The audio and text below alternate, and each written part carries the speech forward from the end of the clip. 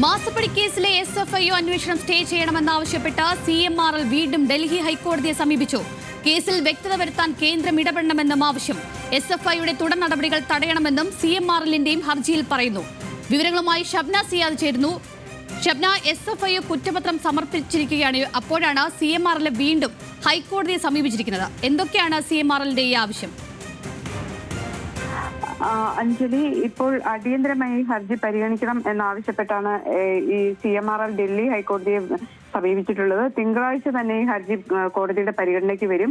SFIO അന്തിമ അന്വേഷണ report നൽകിയോ എന്ന് അറിയിക്കണം എന്നാണ് CMRL ആവശ്യപ്പെട്ടിട്ടുള്ളത്. കമ്പനികാര്യ മന്ത്രാലയം പ്രോസിക്യൂഷൻ അനുമതി നൽകിയിരുന്നോ എന്ന കാര്യവും വ്യക്തത വരുത്തണം.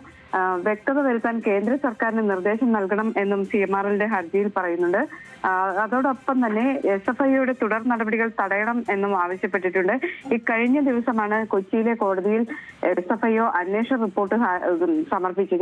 മുഖ്യമന്ത്രിയുടെ മകൾ വീണ വിജയനെ അടക്കം ഉള്ള ഒരു പ്രതി ചേർത്തായിരുന്നു SFIയുടെ റിപ്പോർട്ട്. അതോടൊപ്പം തന്നെ ഈ പ്രതികളെ പ്രോസിക്യൂട്ട് ചെയ്യാൻ അനുമതി നൽകി എന്നും SFIO അറിയിച്ചിരുന്നു.